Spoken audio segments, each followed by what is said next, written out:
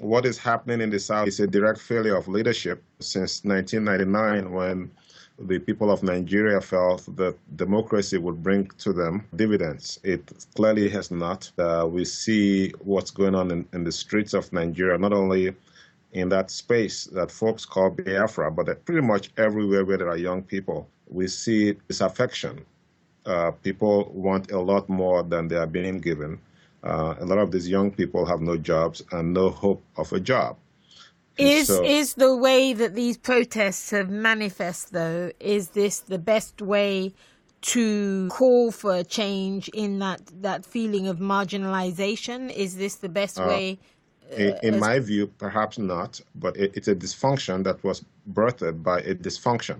We've had 16 years to make things right for the Nigerian people. And quite honestly, there is a conversation to be had about whether democracy is the appropriate vehicle to get us from point A, where we are, to a desired place.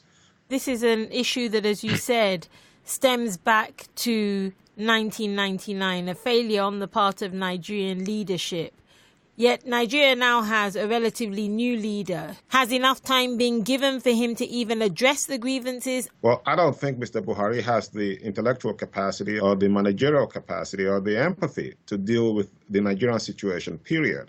First of all, I think it was a huge blunder to have arrested Mr. Nnamdi Kanu. By that action, they turned a fringe element into a mainstream activist. Can I ask you, what would you rather have happened if you have somebody making public call for arms? You don't think it's the right action to arrest somebody like that? What would you have rather seen happen to Mr. Kanu? All over the world, all over the country, all over Nigeria, there are fringe elements that go around making a lot of noises.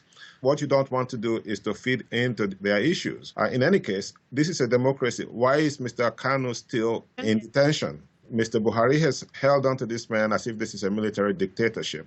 There are many who have taken to the streets of Onitsha, other states, other cities in the East, who are now actually carrying out rather violent protests. What action do you feel the government or the security services can now take in order to quell what seems to be gaining momentum? The state of Nigeria has every right to secure her borders. The state of Nigeria has every right to make sure that her citizens are safe and secure in a land that nurtures people. That has not happened. Let me put it this way. If the average Nigerian suffering on the streets knows how easy it is to sack a police station today, we will be in big trouble. The truth of the matter is the generals, the service chiefs, civil servants, everybody pretty much from Aso Rock down to the lowliest civil servant in these places have looted the place dry. There are no resources to maintain peace and order. There are no resources for the education of folks. There are certainly no jobs. So Mr. Buhari was elected on the basis of a dream that he would stop these things. He has surrounded himself with incompetence. He has surrounded himself with the same criminals that looted the place to the point where we are now. You don't need to be a seer to understand that we are going nowhere fast. What would you say then, given that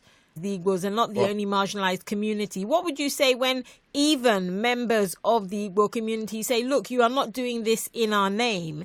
There are other ways to talk about marginalization, and that they don't even support the call for secession, for this renewal of a call that led to the deaths of so many millions back in 1967? I don't see secession at this point as a viable option, quite honestly. The world has moved on. The world has changed since the 60s, for good or for bad.